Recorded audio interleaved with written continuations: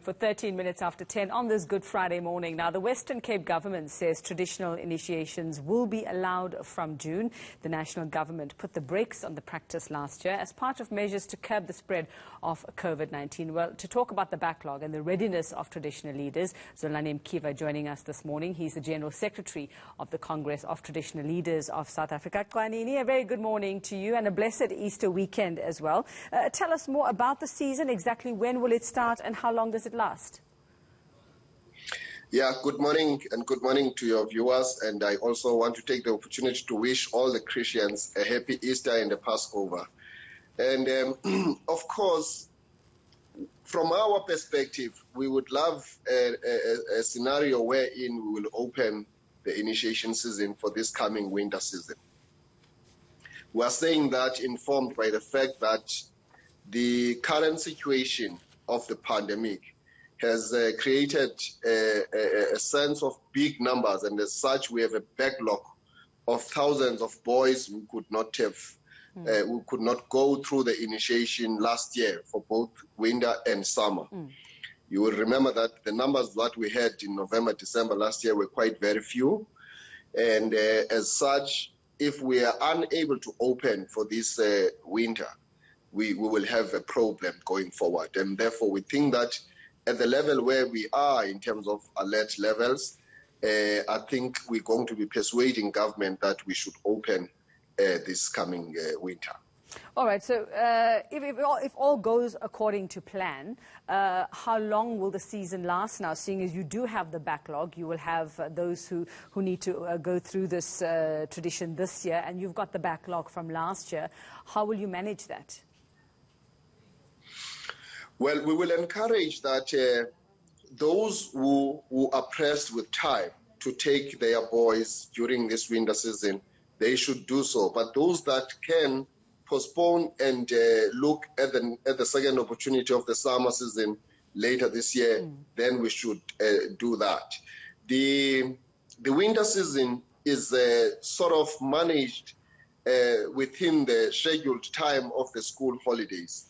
So we often open it just for that month of the holiday of the June period. So we think that we will still use that month because that's the only opening that allows the number of boys who happen to be doing matric or doing grade 11. And therefore, the answer is that it will last for a month or two, not more than that.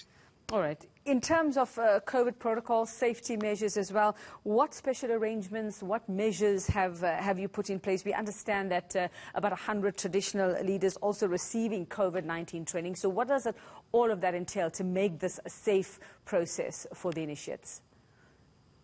Well, what we had done last year, we had made all the necessary arrangements and taken into account all the necessary precautions that we needed to. So we sort of have the sense of what we need to do to ensure that we eliminate any risk that may create a scenario where the children would be infected by the pandemic. And therefore, we will train the traditional surgeons. We'll also workshop the traditional nurses, but we'll also continue aggressively so our communication strategy with the traditional communities, and we will ensure that the traditional councils and traditional authorities take a center stage from a point of registration. So we will caution the parents to ensure that a parent must communicate with the traditional authority, and all the children that are going to go through this exercise must be registered. And we must ensure that they are also taken through the medical checks, because you don't want to take children there and yet they have got other underlying factors. So we will take everything into account to ensure that we eliminate any kind of a risk that may occur.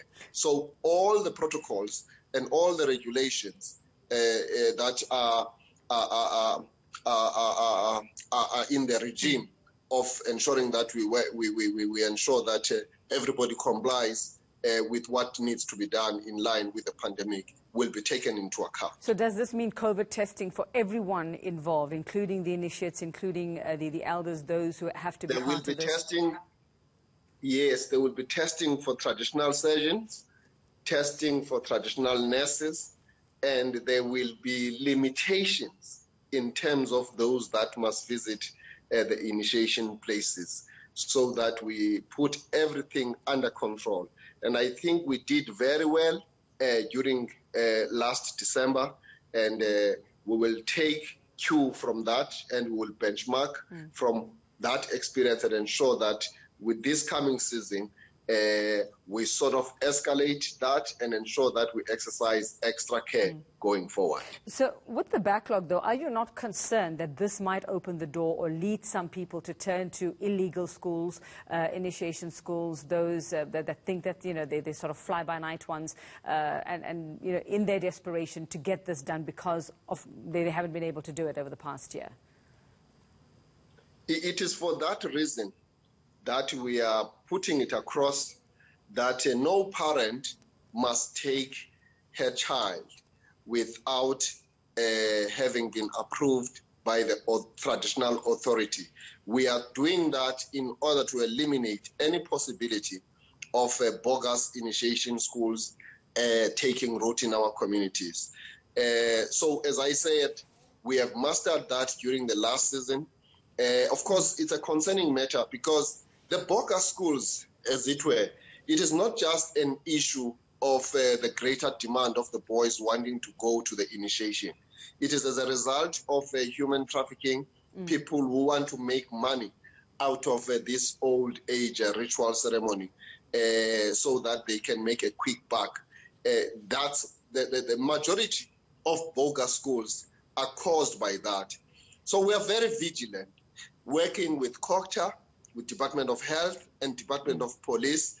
We want to issue a very strong message out there to all those who wish to do bogus schools, that they will face the full might of the traditional authorities, supported by police and other departments that we are working with.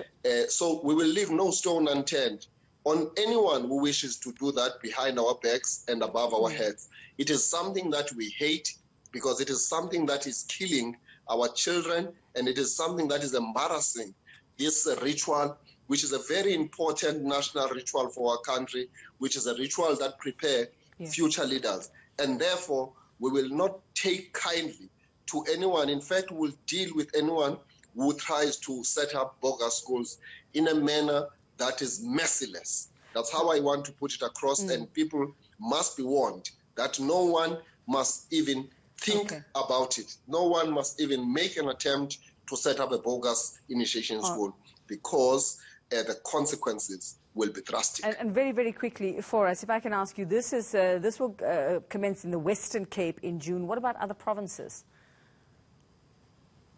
As I say, as the Congress of Traditional Leaders of South Africa, we are engaging with the government at a national level so that in good time we can take that decision, so that the planning can also commence in good time to ensure that all these matters that I've communicated are taken into account, so that we've got a strategic plan in place which is going to eliminate any fatality that may occur, which we don't want to see that happening. So I'm saying that we are talking with the presidency, we are talking with the minister responsible for COCTA to ensure that we take that decision before the end of April, so that we can set up everything in place, so that we can have even customized regulations and protocols that talk to the initiation season, as it were. So we want to foreground this, and we want a special dispensation, because we're dealing with a very, very sensitive sector. We're dealing with a very, very sensitive ritual, which is sacred, but which is also very important. Yes. And therefore, we want to eliminate any possibility of deaths, fatalities, and anything that may occur, which could be a risk that can affect the ceremonies in a negative light. All right, Kwanini, thank you very much. Controlesa General Secretary Zolani Mkiva there. Now, the Easter week